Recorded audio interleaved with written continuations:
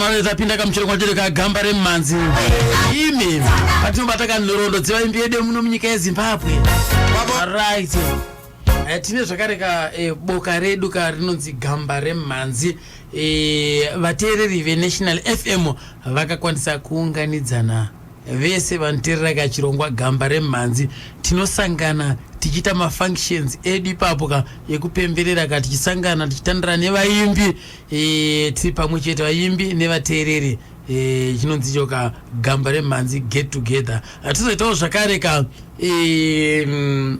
zvimwewo zvatinoita kubetsera tinoita fundraising tichibetsera vaimbi vanenge vachisanganikwa nematambudziko kunyanya kumhuri dzavo naivo vacho tikaona kuti tikapenengura kuti apa uyo anofanira kuwana rubatsiro semuimbi, isiso vateereri toitawo seiko tongoitawo mudengu panogona kunge pari pashoma zvapo asi panguva yacho panongotutsirawo uyezve kuburikidza nekuda kuti vanhu vacho vanopa nemwoyo wose Mwari anokwanisa kuzowedzera ipapo zvobva zvanyatsokuendeka zvonyatsokuzadzwaka nenyasha kuitira kuti chishuviro chedu chinobva chazikidzwa chiro zvikava hadzo zvemusunyirirwa.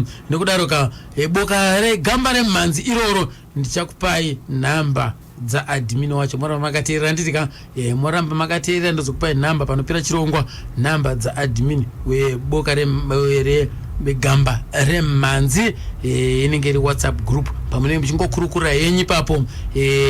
Panongotaurwa nyaya dzemimhanzi chete dzevaimbi vedu, hapashorwe vaimbi asi kuti tinenge tichikurukura tichitandadzana ipapo tichionesana kupana mazano pamwe chete nekuyochidzana nhoroondo dzevaimbi vedu vari muno munyika yeZimbabwe. Right, pazuva ranhasi tafunga isiso kuti tinge tichibata nhoroondo yaJayaguru ainzi Amoni Mvula. Amoni Mvula uyo wakabarwa mugore 1971 akazotisiya isiso mugore ra 2007 musi wa 24 June 2007 ndo paakatisiya.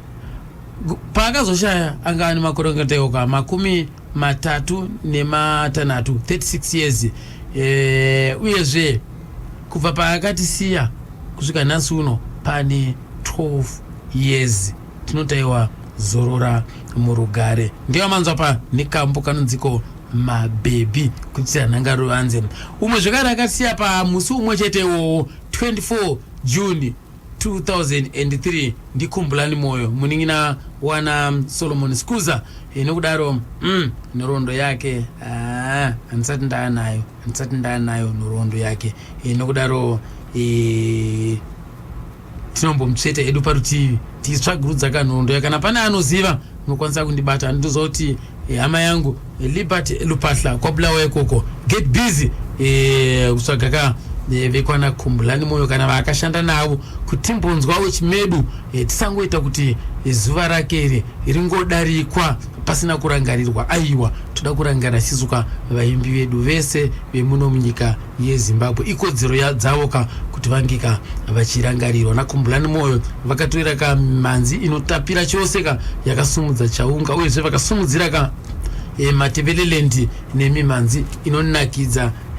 Nokudaro tofanira kuramba tichivarangarira nekuti kune vamwe kutaura kudai zvika vari kuteera matsimba avo. Zvisina yazvo regai isisu tipfuurire mberi tinzwe nhoroondo yaAmoni Mvula. Tonzwa kubva kune munin'ina wake ari pakadoma apa anonzi Gibson wandakasangana naye akandipa hurukuro iyi. Amoni Mvula akaberekwa mugore ra 1971 Chinoi paSabona Farm. Baba vainzani? Baba vainzi Goodson Phiri vaibva kuMalawi. Amai vainzi Sheri Mateko vaibva paMagunje. Makaramba muri ikoko here kwati makazochinja? Anofa munguva takazobva Chinoi kuya ndokuenda kuKadoma. Tiri kuKadoma baba moza nemamirento pamaplaza transinomira zvakanaka kuti ndikaenda kuchinja nzvimbo ndokunosenza paKadoma Ranch Motel. Before Ranch Motel hapana kwakwambochenza? vasati apo vakamboendeka vari paEmbrace Mine. Kubva Embrace Mine ndokuenda paF4 Flats. It was 1979 1980 ndo pakabva vaenda pakadoma Lunch Motel. So mumhuri menyu makazvarwa muri vangani Chidoma neMastacho? Mumhuri medu takazvarwa tiripo 8. Pokutanga and Susan, koya Amon, koya Spiwe, koya Nini Gibson, koya Michael, koya Freddy, koya Betty, koya Shore Ogumisira. Amoni chikoro chake kutanga primary akaitira kupi? Amoni akatanga kudzidza pakuredza primary school ndokuzobva apo ndokuenda paMunyaradzi secondary school kuKadoma. Akafunda kusvika papi? Amoni akafunda kusvika paZJC. Sei yakapirira? Amoni munhu aifarira magitari. Bozi nekuda kwemagitari zvainomufadza Sterix aiti nguva yekuti kuchikuru nemagitari akati arikandinawo magitari. Zvakauya sei? Zvakatangira papi magitari imi ndimaimuona ngoma we? Kuti Amoni anagidzira magitari taunzoona vaimbi vakauya kuKadoma. Ana Safiro Madzikatire, ana System Tazvida, John Chibadura. Berimwe band rakabva kuZairenze Lumba Stars. Ndopaiva nemukadzi aitamsa Jenjere. Right, pakutanga chapo zvii zvaiitika pamba penyu? Chitanga taiunganidza magaba eOlivin nemapepa eRed Seal. Tomakaka ngoma dzedu totanga kuridza magitari edu tiripo pamba. Tichiona tichidaro taiona vachiuya vachiungana tikati zvinenge zvinonakidza izvi pataramba takadaro. Kubva ipapo akazoenda pane stage ipi? Amoni kuti azoramba achina zvemagitari airidza ngoma kuchikoro traditional dance achiimba kwaya. Saka vaipapo vairidza vaikaramba vachimupromota kuti munhu anogona saka azonakidza kupinda nezvemagitari. Abva kuKadoma ikoko akaramba arimo here muKadoma kana kuti akazotanga kushanda nezvimwe zvikwata zvatingati sisi zvepasi-pasi zvaakatanga nazvo ndezvipi?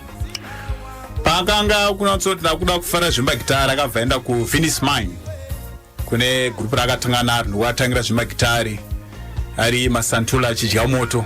Jenjera chikutambisa ari chiri kupfungaira utsi une moto. Achizobva ipapo ndo pakauya muHarare chijoina chikwata Kiama Boys, John Chibadura, Nyami Sounds, Uringwe Sounds, Safiro Madzikatire, Signal Band, ndozo kumusaridza neShimo Jazz Band asati abuda kunze kwenyika. Imimi pamama kuona kuti ndo zvaakuita akuridza nezvikwata zvombe kumhuri kwenyu makazvitambira sei?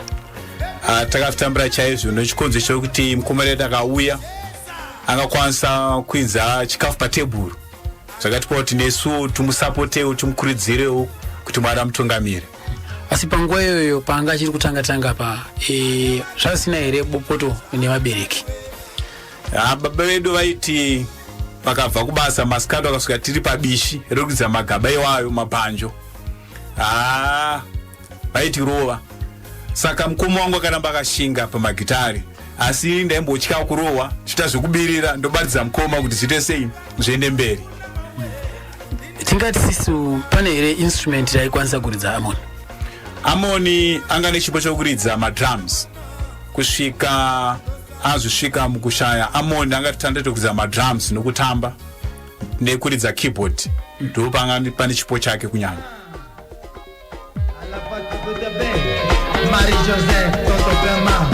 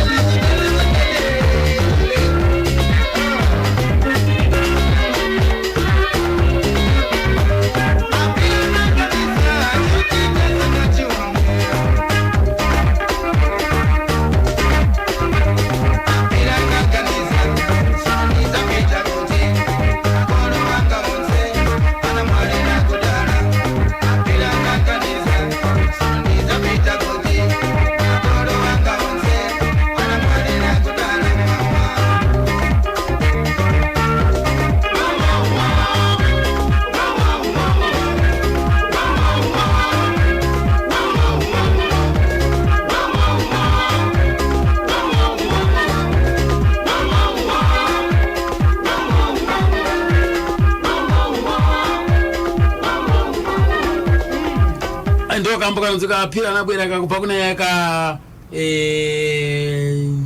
Amoni Mvula remix kakamboro waka na shupicheni makore apindayo yanga ya remix zvino sinayazo katufambira mbena yaka norondo yayeka Jaguru Amoni Mvula gati mbonzo umwe wakambo bata naye anonzi tichaona chacha kupinda mudaro titinbonzo tvakasangana sei na Amoni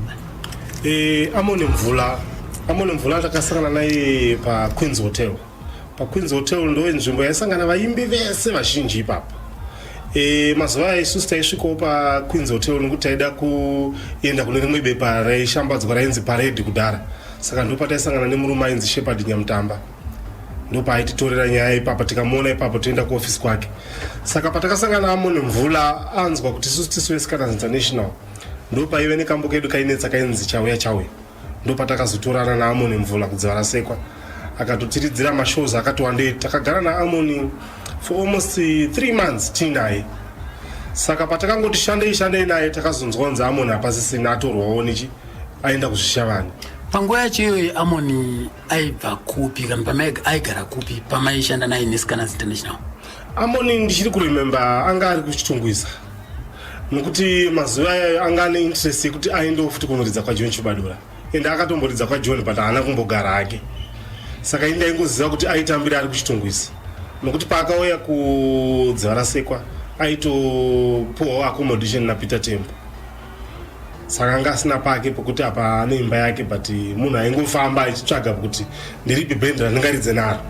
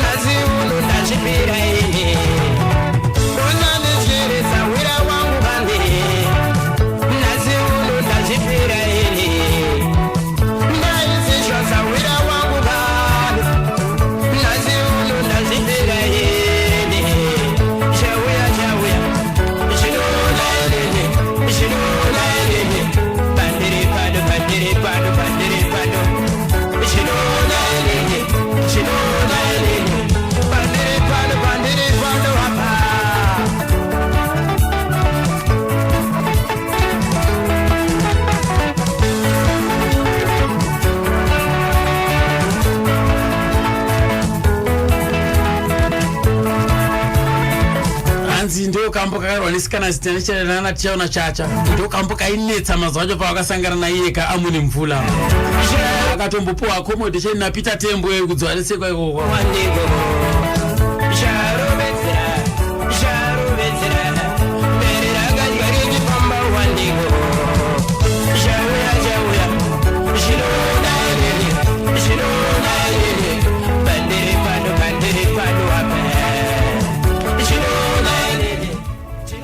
Asina pake pokuti apa ane imba yake but munhu aingofamba achitsvaga kuti ndiripi band randingaridze naro.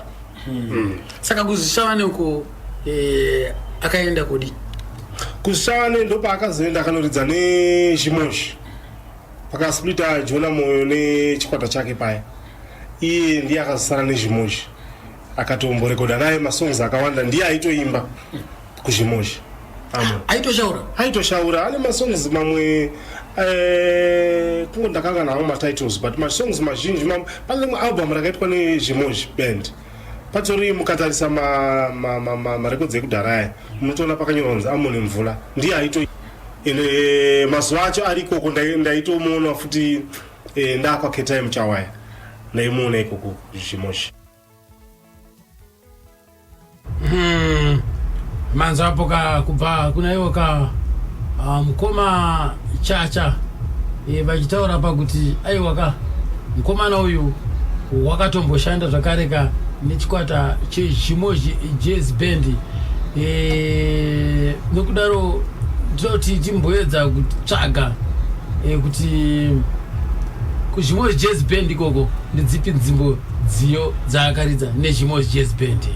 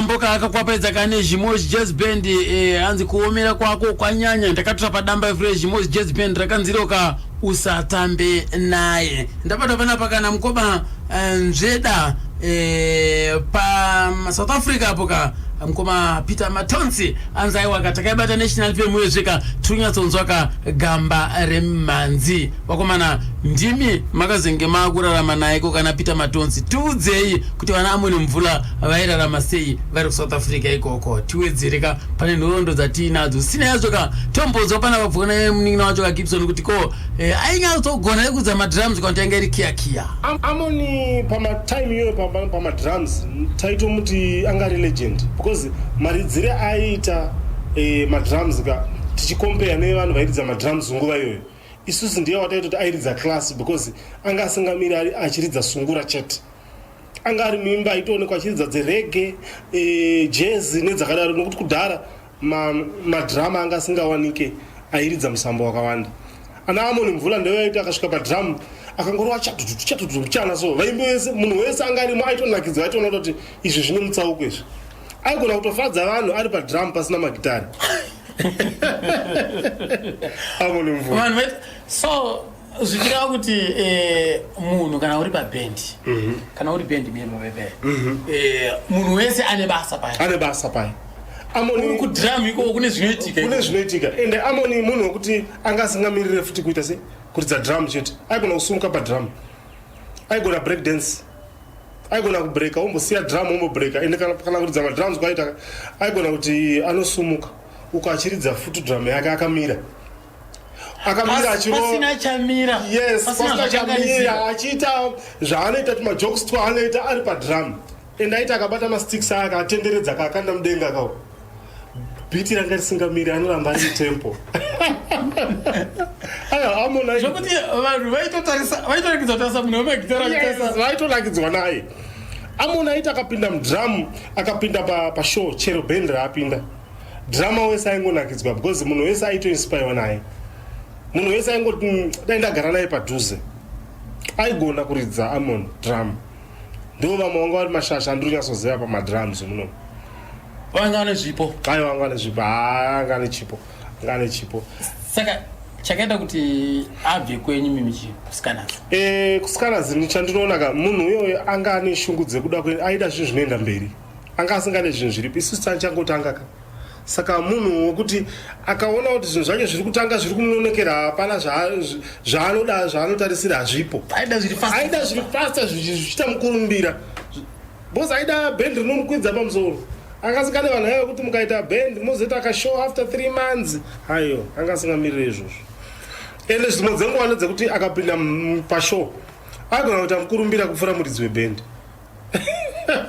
saka paakaenda kwaChibadura ikoko akasvikotora nzvimbo yani kwaChibadura haana nzvimbo yaakatora asi I think John anga afungawo maybe zvokuda kuti paite madrama maviri but haana kumbogarisa plus Amoni munhu anga asingadeka zvezvekuti zvakavanzika izvi zvezvekuti munoita tumari twenyu pagedhe ozongoudzwa akachidzibviswa mubriefcase kuti ndo iripo aida kutonzwa kuti maexpense afamba sei taita mari yaenda kutransport imari yatorwa nemukuru webhendi imari seita zopuhwa iyi yakamira soso saka izvo ndo zvisingadiwe kana vazhinji vaye metsa aidzidzisisa aida kunyatsokona kuti kana pasara mafufu yes yeah asi munhu aiziva zvaaita aiwa ndo vamwe vatinotaura kuti anga ari madrama muno muZimbabwe malegends munhu aigona kana ikoku mungazoita mukana wekuti masvika ikoku kwangu nezhimozhu munhu anga nemukurumbira even mukazosangana nevakomana vezhimozhu vati vasara izvinezvi vanonyatsokupai nhoroondo yakanaka yaAmoni so kureva kuti no doubt ndosaka akazoita chikwata chake yega yes ndosaka makaona paakayambuka akaenda kuSouth Africa masongs akakurumidza kuita mukurumbira aidikanwa futi zvisingaite ikoko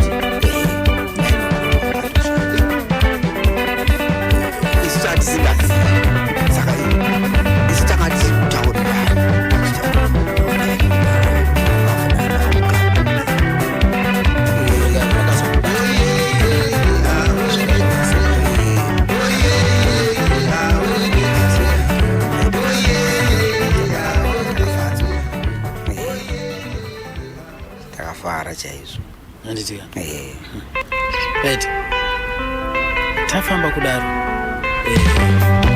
takazopatakazotsonzi original zvizozoitika kwete zvangu zvaiko zvakare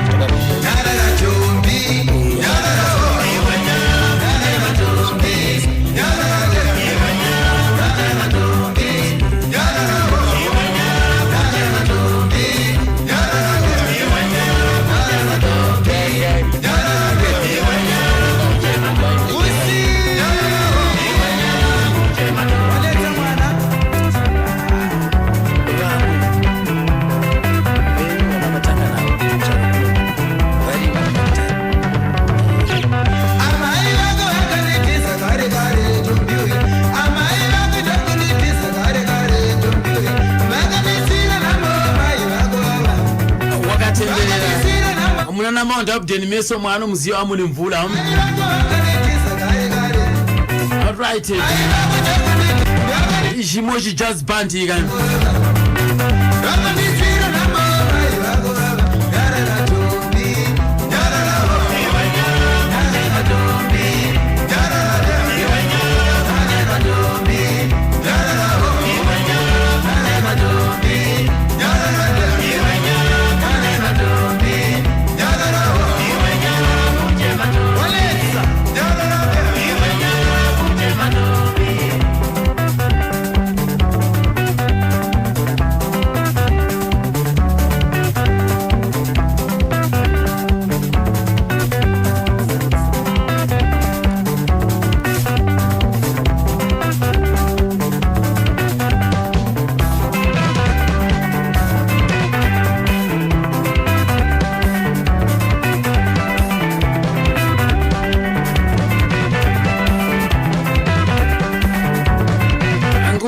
pana 11 o'clock ka atakabata ka nhorondo ya chibaba amoni mamvura inzwa pa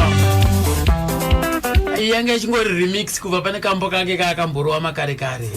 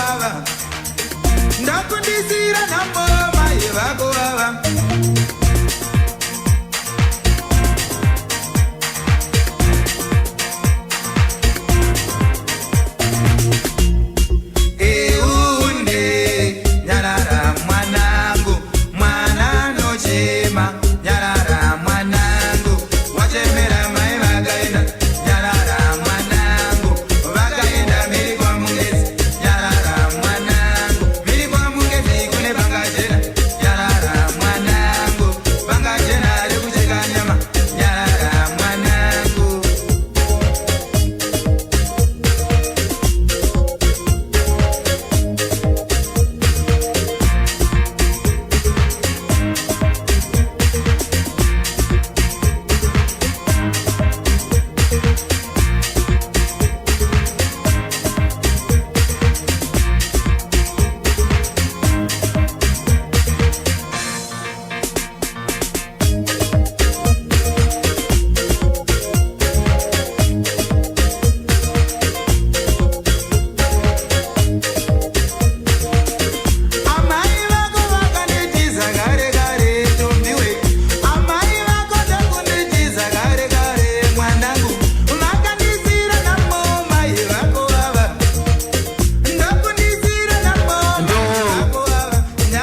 Nyarara Tombi original kubva kuna Amon Mvula. Right. Reketi mbonzoka nekuti akapedzera aku South Africa zvichava nekusangana naJimo Jazz Band ikazvinonzi wamhi South Africa uko. Reketi ndo zvakafamba sei South Africa uko. South Africa akanosvika nobata nemagroup akanoridzera Brenda Fassie madrums, akaridza madrums Peter Tinet, akaridza madrums Yvonne Chaka Chaka, What Six Mabuse nevamwe vakangodaro. Ma music yake aingoridza ana makorokoto volume 1 akasvika pa volume chi. Amon yakaridza pa volume akusvika pa volume 7. Nechikono chekuti munhu ainyanyobatwa nokumbirwa nevamwe vaimbi vakaita sana Penny. 2007 akaridza show Release Richards Mpep Resort nana Penny. Saka munhu aitodiwa nemaimbi vazhinji kuti avaridzire madrums. Tikatarisa isisu pane nziyo dzimwe dzairova achita ma remix yevamwe vaimbi vari muno munyika yeZimbabwe. Tingati isisu aitopuwa here mvumo navo kuti ange achiita saizvozvo. Amon akaridza nezvikwata zvakawanda asati abuda kunze kwenyika. Saka pazvinyoro kumboziona masongs pambacho aivepo. Saka aizokumbirawo mapermission kuti vakunanso makwenenzvera kuti ama-remix. Saka aitanga kumbirawo mapermission kuti asati atsikisa mhanzi dzacho. Imba makatanga kuona kuti upenyu wa Amon wakutanga kutenge kuda kushanduka ndepapi? Amon pakaburitsa volume 2 yake makoroto volume 2 2007 upenyu Amon ndipo wakatanga kuchinja. Takunoti magitari anenge ane muripo wakanaka. Chicha chakuitika nechikono chekuti anga kuuya nekukwanisa kusapota isusu vaning'ina nevabereki nehama neshamwari nokukurudzira vamwe vaimbi vechidiki kuti vapinde muindustry yemagitari. Tingati akagara kwenguva yakareba zvakadii muSouth Africa? Amon akagara kwemakore anokwana kuita should be 13 to 14 years ari muSouth Africa. Pamimanzi yake ari kuSouth Africa imwe yaitsikisa kuti tingati pane here paakambokwanisa kuwana award. Amon akawana award, Venda Award 2004 pa album ya Nairobi yaive neVenda. Saka vaimbi vazhinji vakamukurudzira kuti aikwanisa kuimba Venda pasina kana kupokana nazvo. Saka veGalo Records vakamusumudzira kuti awane award yeVenda Award 2004.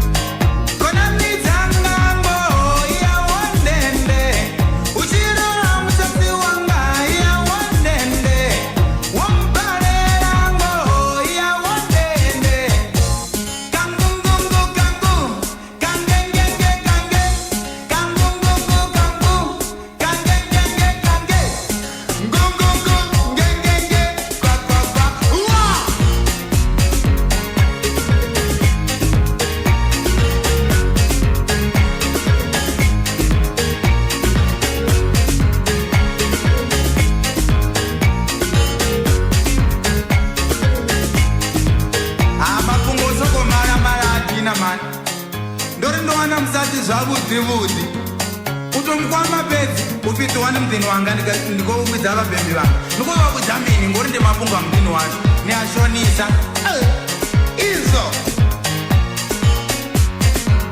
asi zvonezo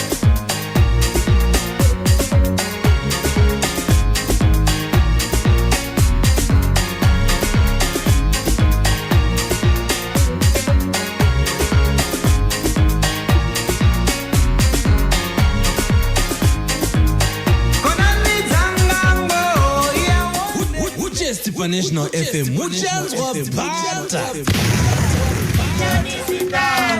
zoka vakatanda chimwe chari muchikola chimwe chari muchikola chidiki chimwe chari arishave chimwe chari arizimbabwe chimwe chari arimushavirine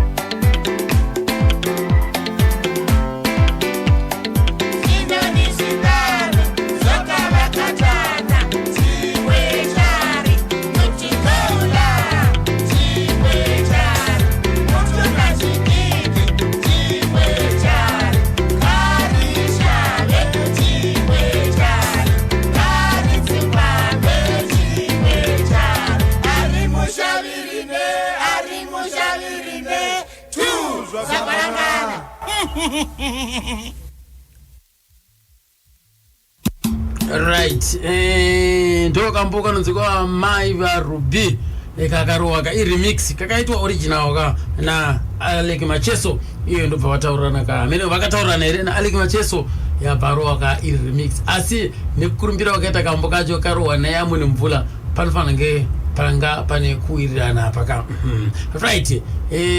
Amoni wakazowana mudzimai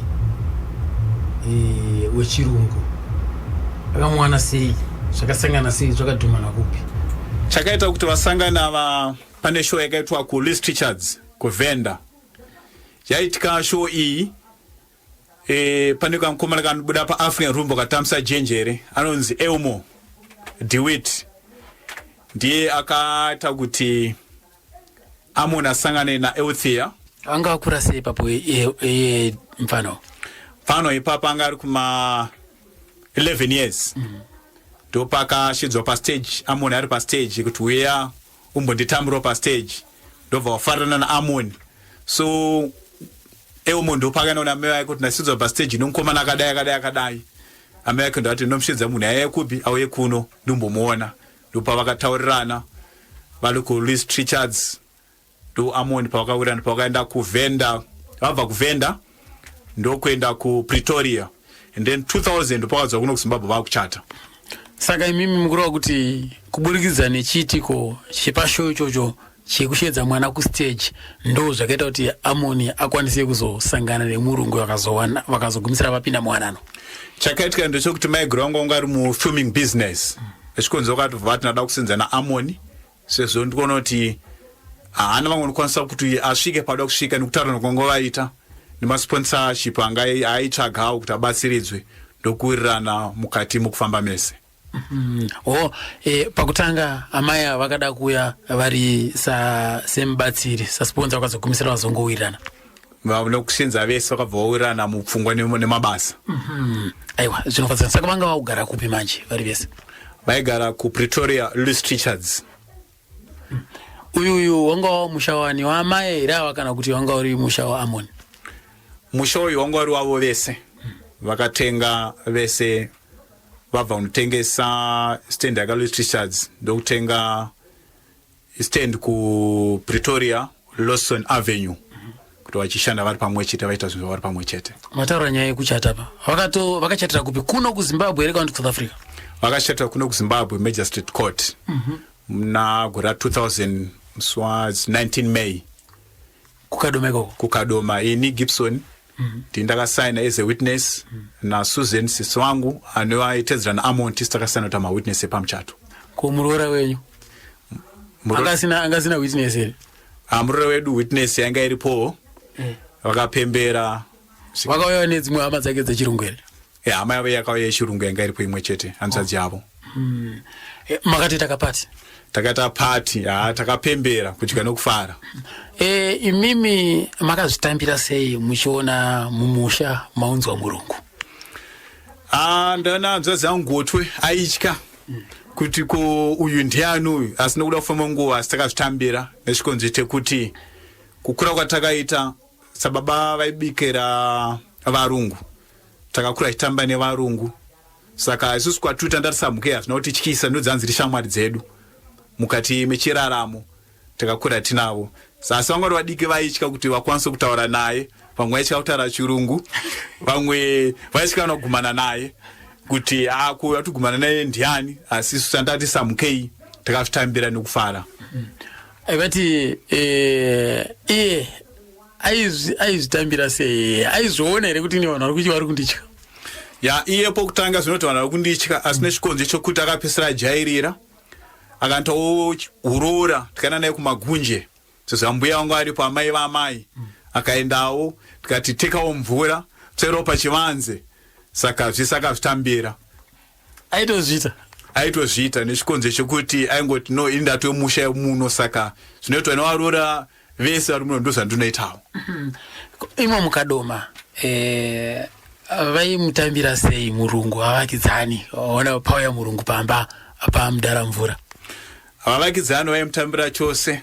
Vetomuti kuseno tuidzisira mvura yeurora zvese zvinoitwa nevarora zvese aizviita noti munhu yaingozvininipisawo. Kana nanhasi munhu is very social kuvanhu vese. kopa vakazoenda kumusha uko vakamutambira sei? Vekumusha vamwe vacho vakambotanga vachitiza vachiwanda vachiti ko uyo auya apo ndiani, vanhu ndozunza kuti Murora mukadzi waAmoni, vanhu vasanga manje hana dzavo dzatanga kunyeunyuka kuti vazomutambira kuti Murora wechirungu auya mumba, nokuti vazhinji vaitiwo kumashure uko mukati memadzinza kunanga akazviitawo.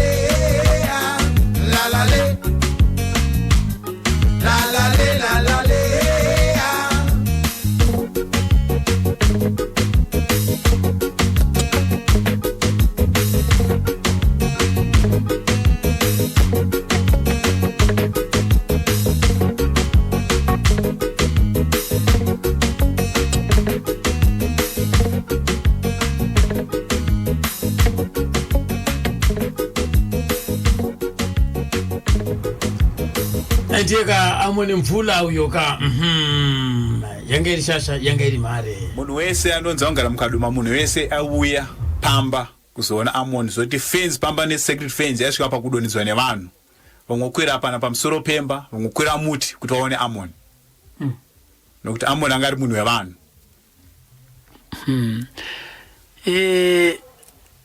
Chikwata chaakapedzisira kubata nacho muno asati aenda ku South Africa ndechipi uyezve akaenderei ku South?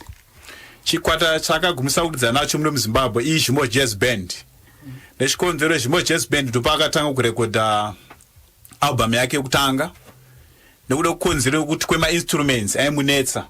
Saka munhu pakaenda kuMalawi kunana Bamba Bdiki kuti anotsvaga kubatsiridzwa kuti atsvage instrument. Ndopakaona mari shoma ndopakabvaenda kuSouth Africa kuti anotsvaga zvinhu zvokushandisa pamagitara ake. Zvisinei akabva angonoita beti ravira mugaka ikoko panzvimbo kuti anotsvaga instrument adzo akabva angogarira tiko. Akabva angoti arega ndimboshanda kwenchunganidza mainstruments angu kuti ndizviitiro. Ranga ragore repiri kufunga kwenyu paakaenda kuSouth? 1991. Kunoku angasati ane muri here kunoku? Dzimwe mhuri dzanzi avepo. Kunoku?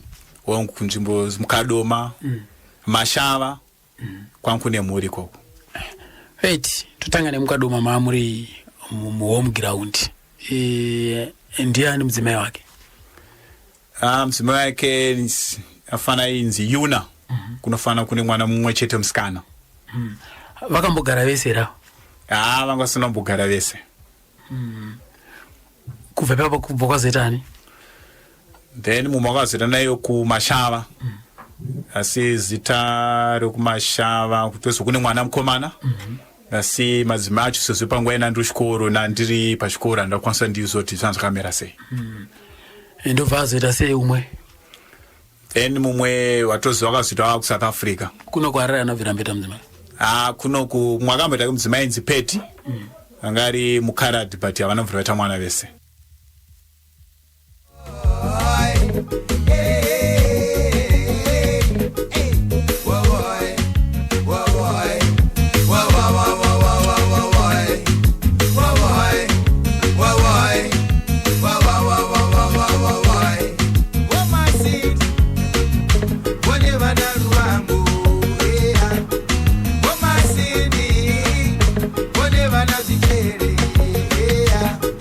Mana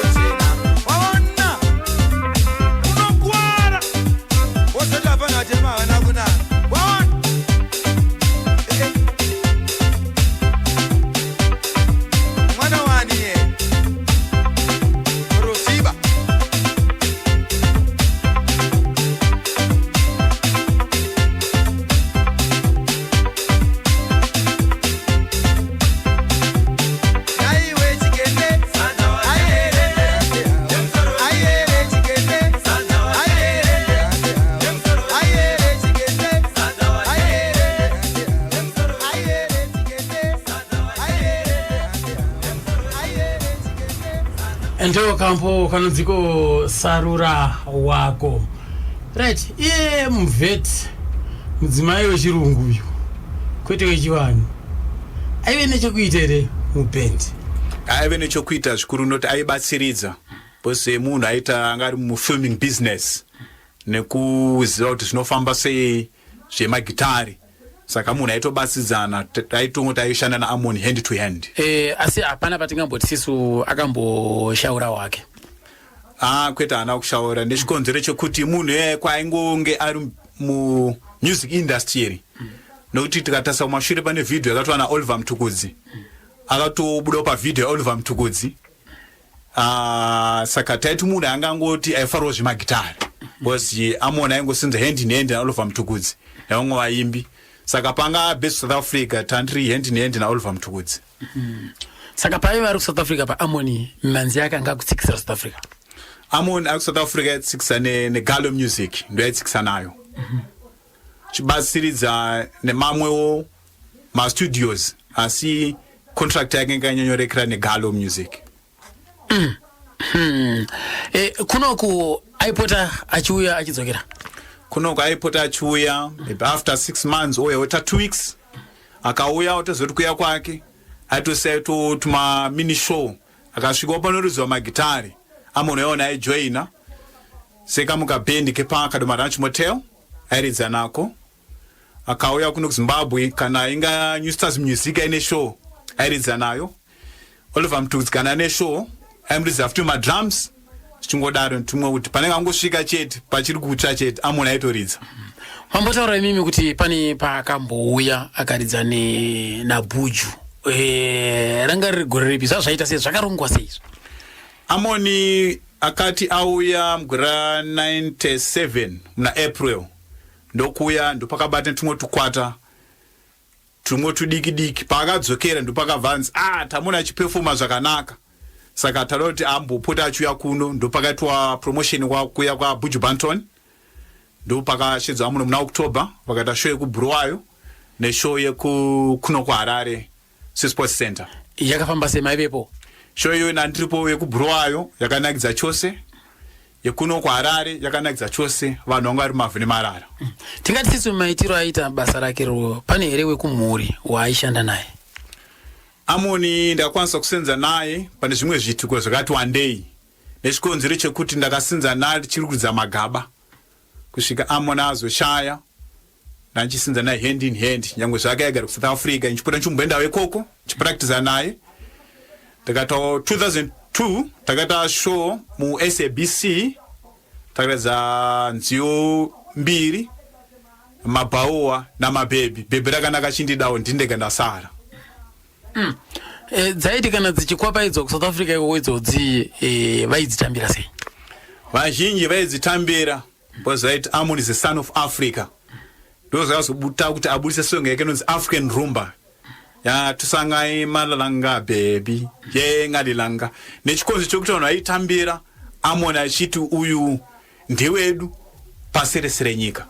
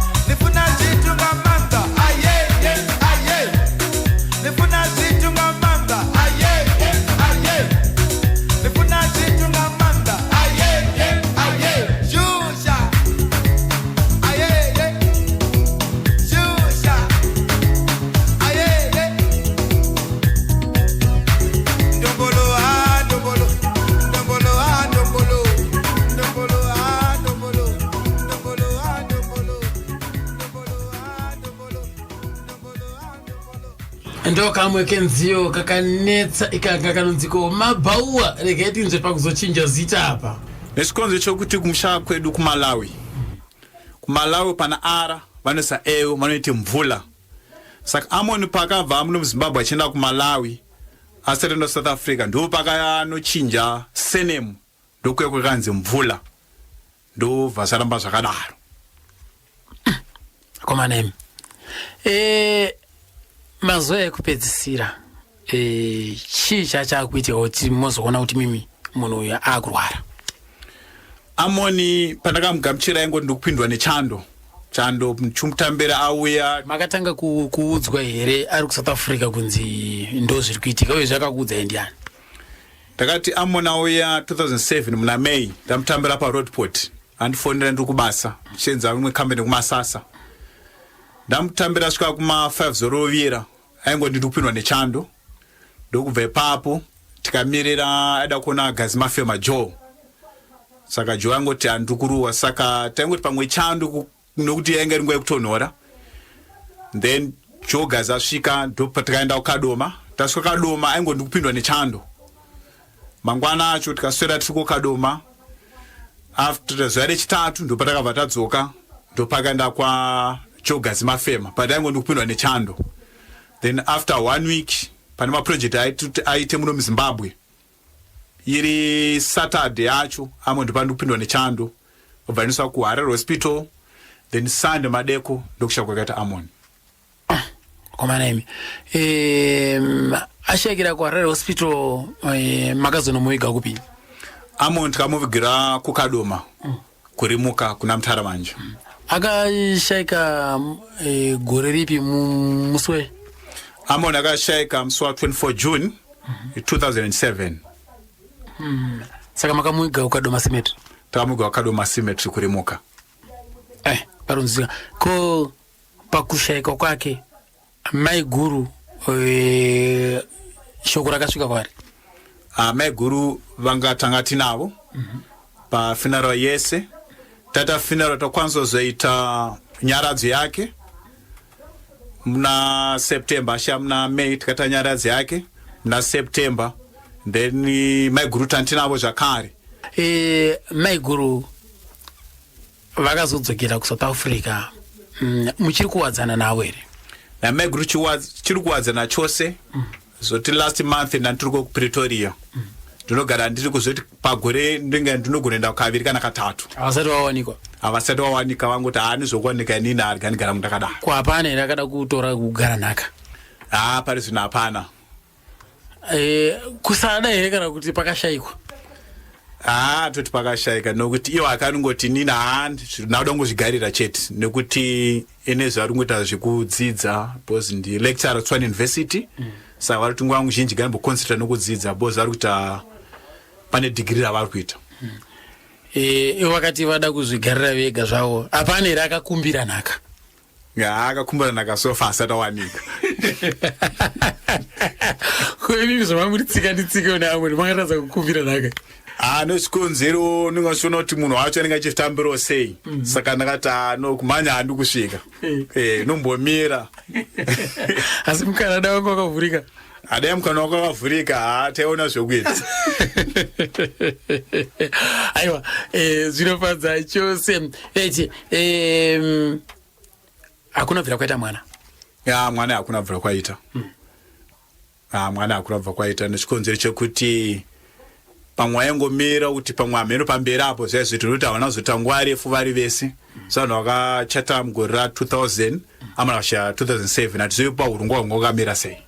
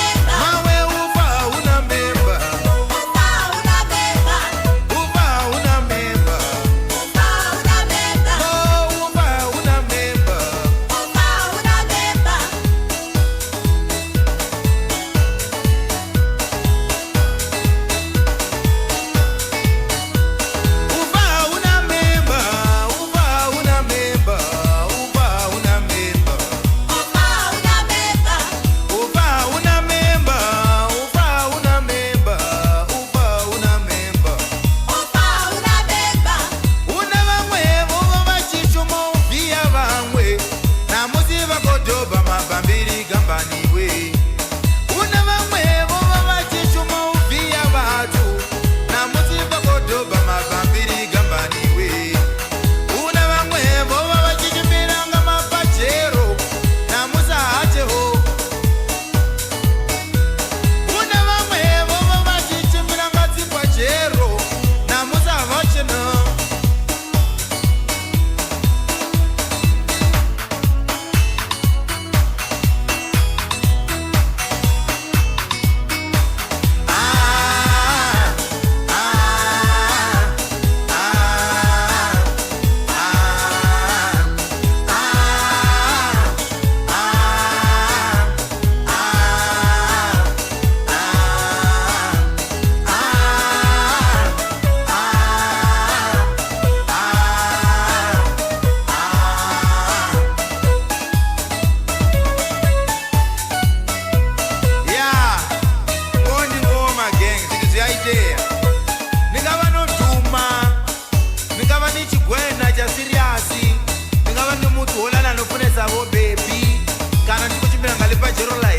dzirimu dzashapu mara chitichiti nedovhaya ene nichivhaya nevhaya ninote anevhaya nachichava ne ndingazo ndichiri ufa hauna memba ndidotuwa ngasujenela wabona ndiya papa ndiya papa ndiya papa ndiya papa ndiya papa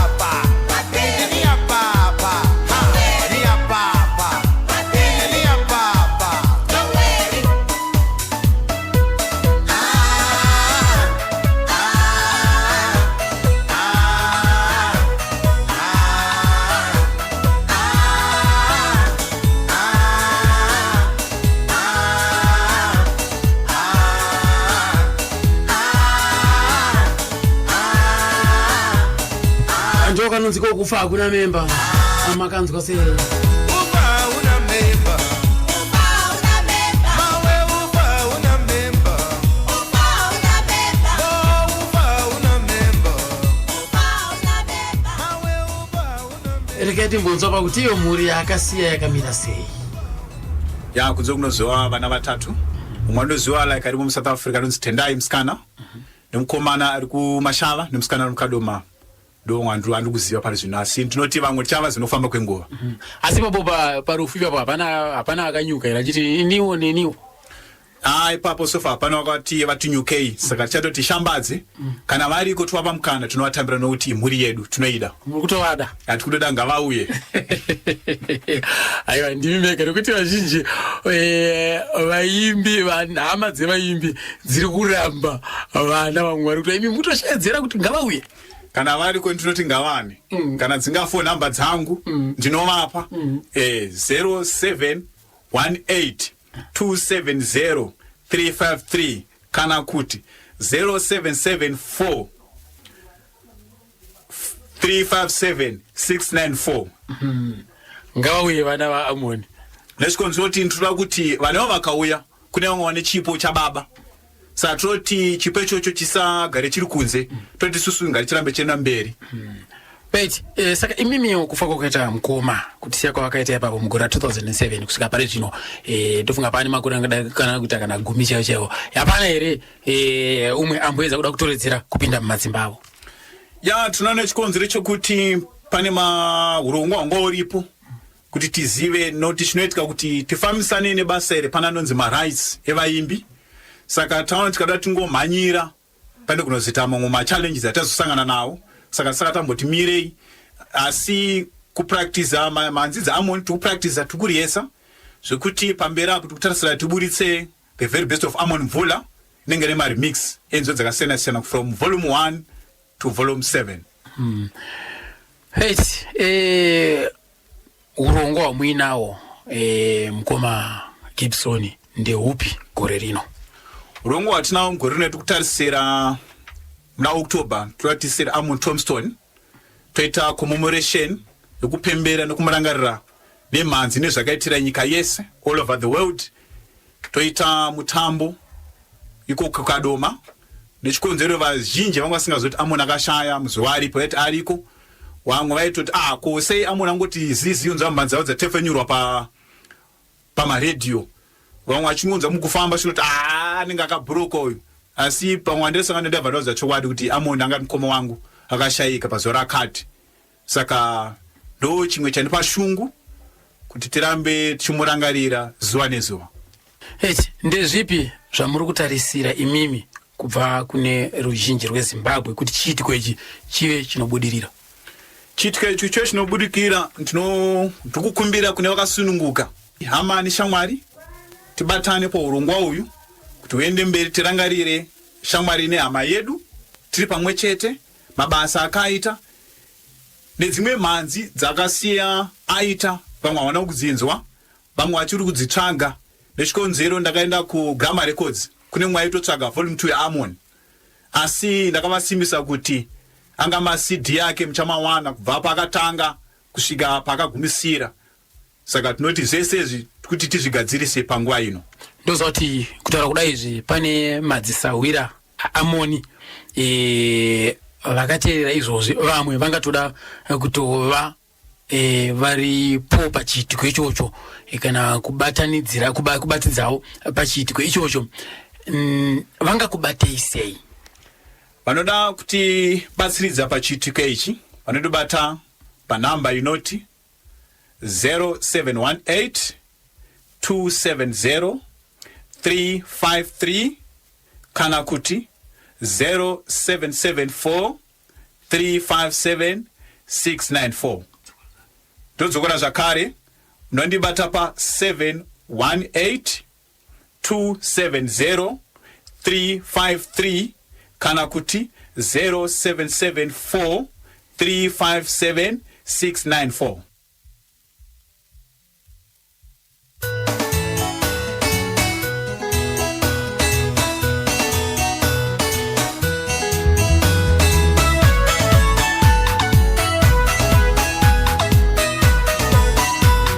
Gibson Mvula ndopa kutenda zvukuruka namukoma tichaona chacha pakuti pamukana pakuti paonhorondo aya muchakapa Amoni Mvula yakatisiyaka muswa 24 June 2007.